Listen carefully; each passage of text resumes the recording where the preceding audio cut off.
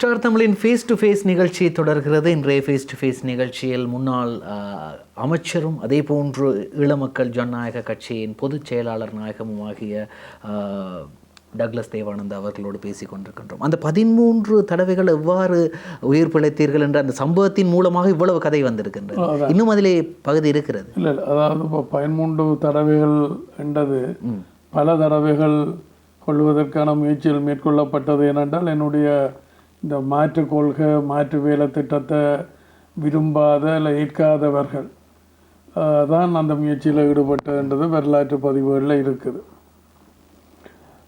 ஆனால் இன்றைக்கு நான் அன்றைக்கு என்னத்தை சொன்னனோ என்னத்தை ஒரு மாற்று கொள்கையாக ஒரு மாற்று வேலை திட்டமாக முன்வைச்சனோ இன்றைக்கு அதை நோக்கி தான் இன்றைக்கு எல்லோரும் வந்திருக்கணும், பயணித்து கொண்டிருக்கிறார். உங்களுக்கு தெரியும், இப்போ எல்லாரும் அதாவது அரசியல் கட்சி, அதாவது தமிழர் விடுதலை கூட்டணியாக இருக்கலாம், தமிழரசு கட்சியாக இருக்கலாம், இல்லை தமிழ் காங்கிரஸாக இருக்கலாம், அல்லது இயக்கங்களாக இருந்த கட்சிகளாக வந்த ஆக்களாக இருக்கலாம், எல்லாரும் இன்றைக்கு அதை நோக்கி தான் ஆக்கள் வந்திருக்கணும். அதே போன்று அப்போ குறுக்கிடுவது மணி ஒரே ஒரு அதோடு சம்பந்தப்பட்ட ஒரு கேள்வி ஒன்று. இப்பொழுது அன்று நீங்கள் குறிப்பிட்டீர்கள் ஜனநாயக நீரோட்டத்தின் மூலமாக பாராளுமன்றத்திற்குள்ளால் இதற்கு தீர்வு காணலாம் என்று. அதை வேண்டாம் என்று சொன்ன தமிழீழ விடுதலை புலிகள் டிஎன்ஏயை உருவாக்குகின்றார்கள். அது மூலமாக தானே அதான் அந்த குழப்பங்கள் எல்லாம் அவைகளுக்குள்ள இருக்குது. ஏன்னா நான் நாடாளுமன்றத்துக்கூடாக கன விடயங்களை சாதித்து கொண்டிருக்கின்றேன், சாதிக்கப் போகின்றேன் என்ற ஒரு அச்சம் காரணமாகத்தான் அவர்கள். அப்போ 94 அவர்கள் என்ன சொன்னார்கள், நாடாளுமன்றத்துக்கூடாக நாடாளுமன்ற ஜனநாயகத்துக்கூடாக தீர்க்க முடியாது, அதில் ஈடுபட்ட அளவியல் துரோகிகள் என்று சொல்லப்பட்டு அவர் சுட்டுச்சரிக்கப்படுவினும் கொல்லப்படுவினும் என்று சொல்லி சொன்னார்கள். ஆனால் 2004 22 பேர் கள்ள வாக்கள் எல்லாம் போட்டு நாடாளுமன்றம் அனுப்பியிருந்தவர். அப்போ இந்த 94ஆம் ஆண்டுக்கும் 2004க்கும் இடையில் 10 வருஷத்துக்கு இடம்பெயர்வுகள், அழிவுகள், இழப்புகள், துன்பங்கள், துயரங்களுக்கு யார் பொறுப்பு? யார் பொறுப்பெடுக்கிறது? அவையெல்லாம் அந்த தலைமையெல்லாம் பொறுப்பெடுக்க வேணும். விளங்குதான். நான் திரும்பி சொல்கிற விடயம் என்னென்றால், இலங்கை அரசாங்கமாக இருக்கலாம், இந்திய அரசாங்கமாக இருக்கலாம், சர்வதேசமாக இருக்கலாம், அவர்களெல்லாம் தங்களுக்கென்ற ஒரு நிகழ்ச்சி நிரல் வைத்திருப்பினோம். அப்போ அந்த நிகழ்ச்சி நிரலுக்குள்ளே தான் நாங்கள் எங்களை கொண்டே பொருத்த வேணும். அப்போ என்னுடைய அனுபவத்தில் நாங்கள் இலகுவாக பொருத்தலாம். ஆனால் துரவசவசமாக இந்த தமிழ் பிரதிநிதிகள், தமிழ் தலைமைகள் என்று சொன்னவர்கள் புண்ணுக்கு வெளியா மருந்துக்கு வெளியா என்றால் அவர்கள் மருந்துக்கு வெளியேன்ற ஒரு சித்தாந்தத்தை தான் அவைகள் கொண்டு போனவர். அதாவது பிரச்சனைகளை தீரா பிரச்சனையாக வச்சிருக்கிறதுக்குரிய அணுகுமுறைகளைத்தான் அவைகள் வச்சிருந்தவர். இதுதான் எனக்கும் அவைகளுக்கும் உள்ள வித்தியாசம். நான் பிரச்சனைகளை தீர்ற வகையில் அணுகி கொண்டிருந்தேன், அவர்கள் பிரச்சனைகளை தீரா வகையில் அதை வச்சிருக்க விரும்பினவர். இதுகெல்லாம் எனக்கும் அவைகளுக்கும் இடையில முரண்பாடு. அப்போ பிரபாகரன் என்னையும் அந்த இதுக்குள்ளே சேர்த்து கொண்டு போகணுமென்று முயற்சிகள் எடுக்க நான் அதுக்கு விரும்பவில்லை. ஏனென்றால் அவைகளுடைய பாதை மக்களையும் அழித்து தங்களையும் அழிக்க போகுது என்றதைத்தான் நான் சொன்னேன். அப்போ இந்த ஒரு பொது இணக்கப்பாட்டுக்கு பிரபாகரன் வந்திருந்திருந்தால் இன்றைக்கு பிரபாகரன் உயிரோடு இருந்திருக்கலாம். இவ்வளவு பேர் இடம்பெயர்ந்து அழிஞ்சு துன்பப்பட்டு கஷ்டப்பட வேண்டிய தேவை வந்திருக்காது. இன்றைக்கு என்ன நடந்தது? இந்த போராட்டம் என்று சொன்னப்பட்ட இந்த வன்முறை எங்களுக்கு என்னத்தை கொடுத்தது? அழிவுகள், இழப்புகள், துன்பங்கள், துயரங்களை தவிர வேறு என்னத்தை கொடுத்துருக்கு? அவமானங்களையும் எங்களுக்கு அதை கொடுத்துருக்கு. இப்போ அதைத்தான் நான் வெறுக்கிறேன், அதைத்தான் நான் எதிர்க்கிறேனே ஒழிய ஒரு சுயலாப அரசியல் வேண்டி இல்லை. ஆனால் அன்றைக்கு அந்த வகையில் தான் எல்லாரோடையும் கதைச்சு. இப்போ நான் இந்தியாவுக்கு போய்க்கலாம், அன்றைக்கு இருந்த கிட்டுன்னு தெளிவுணும் எனக்கு சொன்னவர் தேவா, தங்களுடைய இலக்கு தனிநாடு தான். பிரபாகரன் போராட்டத்தை கையை விட்டால் அல்லது பேச்சுவார்த்தையை போனால் தாங்கள் இயக்கத்தை கலைப்போம் அல்லது பிரபாகரன் இங்கே வரவிட மாட்டோம் எனக்கு அவையே சொன்னவர். யார்? தெளிவனும் கிட்டும் தெளிவனும். அதே நேரத்தில் என்ன சொன்னவர், நீங்கள் இந்தியாவுக்கு போய் பிரபாகரனுடைய கதைச்சு ஒரு பொது வேலை திட்டத்துக்கு வாங்கண்ட, எனக்கும் ஒரு பொது வேலை திட்டம்ன்றது தானே அவையில் அதை சொன்னவர். ஆனால் துரவசவசமாக 2 பக்கமும் இது இபிஆரில் கூடிய பக்கத்துலேயும் அந்த விருப்பம் இருக்க இல்லை, அங்கால பக்கம் விருப்பம் இருக்கு, விடுதலை புலிகள் பக்கமும் விருப்பம் இருக்கு. ஆனால் என்னால் செய்திருக்க முடியுமென்றது தான் என்னுடைய இது. இன்னும் அந்த நம்பிக்கை இருக்கு. அதாவது எனக்கு மக்கள் கூடின வாக்குகளையும் இல்லை போதிய வாக்குகளையும் போதிய ஆசனங்களையும் நான் தமிழ் தேசிய கூட்டமைப்பு கொடுத்த மாதிரி 22 எதிர்பார்க்கிறேன். எனக்கு ஒரு 4-5 ஆசனங்களையும் அதுக்குரிய வாக்குகளையும் கொடுத்தால் என்னால் சுண்டி இந்த பிரச்சனைகளை தீர்க்க முடியும். நாங்கள் 3 விதமான பிரச்சனைகளை 3 விதமாக வச்ச நாங்கள். ஒன்று முதலாவது அன்றாட பிரச்சனைகளுக்கான தீர்வு, இரண்டாவது அபிவிருத்திக்கான தீர்வு, மூன்றாவது அரசியல் உரிமைக்கான தீர்வு. நாங்கள் அரசியல் உரிமைக்குரிய சிறந்த ஆரம்பம் எது? 13வது திருத்த சட்டம் தான் அதுக்குரிய சிறந்த ஆரம்பம் மட்டும் நாங்கள் அண்டைக்கு மாகாண செயல்முறை அண்டையிலேருந்து நாங்கள் சொல்லி வந்தனாங்க. அப்போ அப்படி இருக்கேக்கில் உங்களுக்கு தெரியும், அன்றைக்கு நான் ஆட்சியில் இருந்த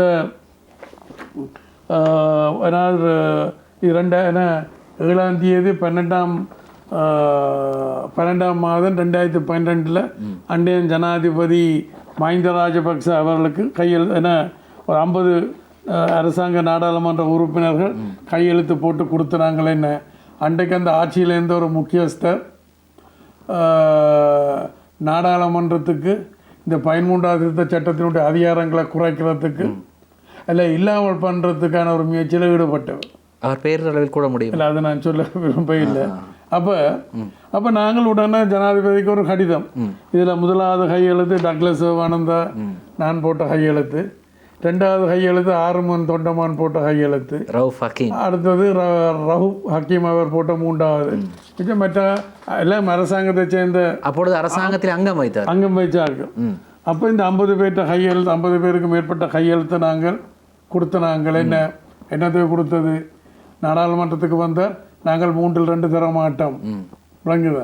அப்போ நான் இந்த 13வது திருத்த சட்டத்தை என்ன மாதிரி பார்க்குறேன் என்றால், இந்த பின்னுக்கு உருண்டு வார தேரெல்லாம் வாகனத்துக்கு கட்ட வைக்கிற மாதிரி, அதான் இந்த 13வது திருத்த சட்டம் விளங்குது. அப்புறம் அடுத்த கட்டம் சந்திரி அம்மையார் அற்புதமான தீர்வு திட்டம், கனவுலேயே நாங்கள் நிற்க முடியாத ஒரு இதை கொண்டவா, அதை தமிழ் தலைமைகள் கெடுத்து போட்டினோம். அதுக்கப்புறம் எவ்வளோ சந்தர்ப்பங்கள் 13+ என்றும் கூட அதான் அது எங்கெல்லாம் தங்கி இருக்கு. இலங்கை அரசாங்கமோ இந்திய அரசாங்கமோ அல்லது சர்வதேசமோ தங்களுக்கு கொண்ட ஒரு நிகழ்ச்சி நிரலை வச்சு கொண்டு தான் செயல்படுகிறோம். உதாரணத்துக்கு எடுத்துக்கொண்டீங்கன்னா இப்போ கிட்டடியில் ஐக்கிய நாடுகள் சபையினுடைய ஆணையாளர் மனித ஆணையாளர் வந்தவர், யுத்தம் முடிஞ்சு 16 வருஷத்துக்கு பிறகு வரவேற்கக்கூடிய வந்த நல்லதுதான். ஆனால் அதே நேரத்தில் அவர் எங்கே போயிருந்திருக்கணும், அதே நேரத்தில் அதுக்கு முதல்ல அங்கே போயிருக்க வேணும், இல்லை அதுக்கு பிறகு அங்கே போயிருக்க வேணும். இன்றைக்கு பாலஸ்தீனத்தில் காசாவில் தினமும் கொலைகள் நடக்குது, கட்டடங்களோட இது பிள்ளைகள் ஆக்களையெல்லாம் சாயினோம், பிள்ளைகள் பட்டு நீதியெல்லாம் பாடினோம், அங்கே இது வேற போகையில். அப்போ அவைய நிகழ்ச்சி நிரல் வேறு அப்போ இது இல்லை சர்வதேச சமூகம். இதெல்லாம் நாங்கள் மனதில் விளங்கி கொண்டு தான் எங்கட போராட்டத்தை இல்லை எங்கட அணுகுமுறையை கொண்டு போக வேணும். விளங்குதான். அப்போ நான் அன்றைக்கு சொன்னேன்னா, சர்வதேசம் என்பது இட்லிக்கு தொட்டுக்கொள்ற ஒரு சட்டி மாதிரி தான் இருக்குமே ஒழிய அது ஒரு பிரதான உணவுப் பொருளாக இருக்க முடியாது. இலங்கை அரசாங்கம் தன்னுடைய நிகழ்ச்சி நிரல், இந்திய அரசாங்கம் தன்னுடைய நிகழ்ச்சி நிரல், சர்வதேச சமூகம் தங்கட நிகழ்ச்சி நிரல். நாங்கள்லாம் எங்கட பிரச்சனையில் சரியாக அதுக்குள்ளே பூத்த வேணும். அது கடந்த கால தமிழ் அரசியல் தலைமையில் சரியாக பொறுத்தே இல்லை. நான் நாடாளுமன்ற ஜனநாயகத்துக்கு வந்த பிறகு, யுத்தம் முடிஞ்ச பிறகு எனக்கு கூடின வாக்குகளையும் கூடின ஆசனங்களையும் கூட 4-5 ஆசனங்களை கொடுத்துருந்தால் என்னால் சுண்டி பிரச்சனையை தீர்த்திருக்க முடியும். தனியொரு ஆளாக தனியொரு அமைச்சராக இருந்து நான் அதை செய்ய முடியாது. ஆனால் செய்யக்கூடியது இன்றைக்கு நான் செய்த அலுவலில் ஒரு பங்கு கூட சக தமிழ் கட்சியால் செய்யலை. நான் ஒரு வெளிப்படையான ஒரு விவாதத்துக்கு நான் ஒரு களத்தில் நான் அதுக்கு தயாராக இருக்கேன். அதாவது நீங்கள் செய்த அபிவிருத்தி பணிகளை சொல்கிறேன். இல்லை, இந்த அரசியல் உரிமை பிரச்சனை இந்த 13 அண்டையிலேருந்து யார் தொடர்ந்து தக்க வைக்கிறது, இன்றைக்கு எல்லாரும் இதை பற்றி தான் உச்சரிக்கணும். அன்றைக்கு அதை ஏற்றுக்கொண்டு, அதாவது பிரபாகரனை கொடுத்த பிரபாகரன் தன் சுயலாப அரசியலுக்காண்டி அதை உரம் கட்டியாச்சு. அப்புறம் அதுக்கப்புறம் வரதாய பெருமாள் சுரேஷ் பிரேமச்சந்திரனே கிடைச்சி அந்த சந்தர்ப்பத்தையும் அவர்கள் கைவிட்டுட்டேன், செய்ய முடியல. ஆனால் நான் தொடர்ந்து இபிஆர்எஃப்ல இருந்திருந்தால் இது செய்திருக்கலாம். அது தொடர்ந்து முன்னுக்கு போயிருக்கு. அதாவது அப்படிப்பட்ட ஒரு சூழ்நிலையில் இன்னும் ஒரு முக்கியமான ஒரு கேள்வி ஒன்று இருக்கின்றது. தமிழ் அரசியல் பரப்புகளிலே குறிப்பாக இந்த ஆயுதமேந்தி நீங்கள் போராடிய காலப்பகுதியில், அதாவது நீங்கள் எல்லோருமே ஆயுதமேந்தி போராடினீர்கள் ஒரு காலப்பகுதி. அப்பொழுது உங்களுக்கு ஆயுதம் இந்தியா வழங்கியதாகவும், உங்களுடைய கட்சிக்கு மட்டும் மிக மலிவான ஆயுதங்களை வழங்கியதாகவும், ஏனைய கட்சிகளுக்கு மிக உறுதியான ஆயுதங்களை, அப்படி ஒரு கதை உண்மை இல்லை. அப்போ நான் என்ன சொல்ல வந்தேன் என்றால், இப்போ நான் ஈரோஸ் இபிஆர்எஃப் என்ற சொல்லலாம். ஈரோஸினுடைய ஒரு ஆரம்பகால உறுப்பினராக அல்ல ஸ்தாபக உறுப்பினர்கள் ஒரு ஆளாக, அப்புறம் அதுக்கு பிறகு இபிஆர்எஃப். அப்போ நான் ஏற்கனவே சொன்னது போல் ஒரு மனித நேயத்தோட இடதுசாரித்துவ பாரம்பரியத்தோடு வளர்ந்து வந்தபடியினால் ஐக்கிய இலங்கைக்குள்ள சமாதான சவால்வுக்குத்தான் எங்களோட சிந்தனைகள் எல்லாம் ஆரம்பத்தில் இருந்தது. ஆனால் தென்னிலங்கையில் முற்போக்கு சக்திகள் என்று சொல்லப்படுறவர்கள் அதுக்கு தயாராக இருக்கையில், ஆனால் கூட நாங்கள் யோசித்தோம், சரி நாங்கள் முதல் எங்களை விடுவிச்சு கொண்டு அதுக்கு பிறகு ஐக்கிய இலங்கைக்குள்ள சமாதான சவால்வுக்கு போகலாம்ன்றது தான் ஈரோஸ் இபிஆர்எஃப் போன்ற, நான் ஈரோஸை பற்றி இபிஆர்எஃப்பை பற்றி கதைக்கிறதுக்கு உரிய தார்மீக பொறுப்பு எனக்கு இருக்குது. அதனுடைய ஸ்தாபகர்கள் ஒருவன் என்ற வகையில் எனக்கு அந்த தார்மீக பொறுப்பு இருக்குது. அப்போ புலிகளை தவிர பெரும்பாலும் மற்ற இயக்கங்களுக்கு இந்தியா கொடுத்த ஆயுதங்கள்லாம் கூட அதிகம். ஆனால் புலிகள் வெளியில் கொள்வனவு செய்த ஆயுதங்களும் இருக்குது. அந்த கதை தான் இப்படி வந்திருக்கு. பணம் பணம் இல்லை, பணங்கள்ன்றது நான் இப்போ ஆரம்பத்தில் என்ன சொன்னேன்றால், அந்த காலகட்டத்தில் இயக்கங்கள் தங்களுடைய நிதி தேவைக்காக வாங்கி கொள்ளையில் ஈடுபட்டது. உதாரணத்துக்கு இப்போ பிரபாரன், குட்டிமணி தங்கத்துறை ஆக்கள் எல்லாம் என்ன செய்தவ, ஒரு தனிநபர் என்ன குறும்ப சட்டியில்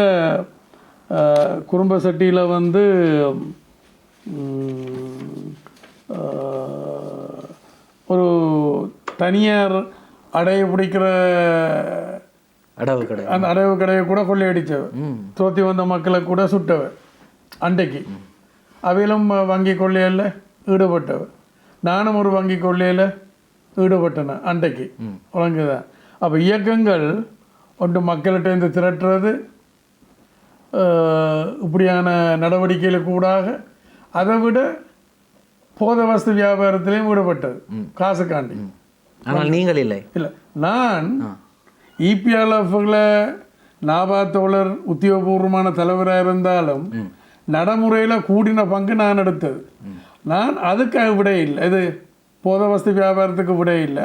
ஆனால் போத வஸ்து வியாபாரம் செய்தவர்கள்ட்ட காசு வாங்கியிருக்கிறேன்.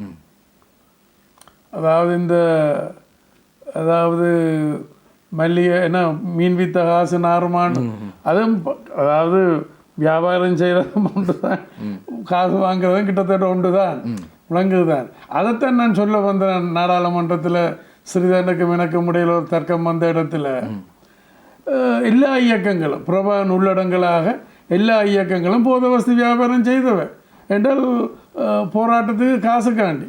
பிரபாரன் கூட செய்தது காரணம் என்றால் பிரபான கூட வாய்ப்புகள், வசதிகள், கப்பல்கள் இருந்தபடியா கூட செய்தான் சொன்னேன். இதுல எந்த காழ்ப்புணர்ச்சியோ எந்த இதோ இல்லை எனக்கு. இதே விடயத்தை பாராளுமன்றத்தில் இப்பொழுது ஒரு மாதத்துக்கு முதல் பிமல் ரத்நாயக்க கூறியிருந்தார். போதை வஸ்தை விற்றார்கள், அதாவது தமிழீழ விடுதலை புலிகளின் சில தலைவர்கள் போதை வஸ்து விற்பனையில் ஈடுபட்டார். அது எல்லாருக்கும் தெரிஞ்சதுதானே. அப்பொழுது இவர் கோபம் அடைந்து விட்டார். அதாவது தமிழரசு கட்சியை சேர்ந்தவர்கள் அதை எவ்வாறு நீங்கள் கூற முடியும்? நீங்கள் உறுதிப்படுத்திய செய்தியை மட்டுமே சொல்லுங்கள் என்று சொன்னார். இல்லை, இந்த இதெல்லாம் வந்திருக்குத்தானே. சில சர்வதேச என்ஜிஓக்கள் இப்போ ஆஸ்திரேலியா இதில் வந்திருக்கு, கனேடியன் இதில் வந்திருக்குது, யூகேனுடைய அந்த அவைகளுடைய அந்த அறிக்கையில் வந்திருக்குது. அது ஒரு வெளிப்படையான உண்மை, அதில் ஒளிவு மறைவு கொண்டும் இல்லை. அடுத்து உங்கள் சரியா பிள்ளையாண்டது வேறு, அதில் ஒளிவு மறைவு கொண்டும் இல்லை. உங்கள் மீது நிறைய குற்றச்சாட்டுகள் இருக்கின்றது. நிறைய கொலைகளில் உங்களுடைய கட்சி சம்பந்தப்பட்டதாக நிறைய குற்றச்சாட்டுகள் இருக்கின்றது. அது தொடர்பாக எமது அடுத்த பகுதியில் நாங்கள் பார்க்க போகின்றோம். ஸ்டார் தமிழின் ஃபேஸ் டு ஃபேஸ் நிகழ்ச்சியிலே ஒரு சிறு விளம்பர இடைவேளை.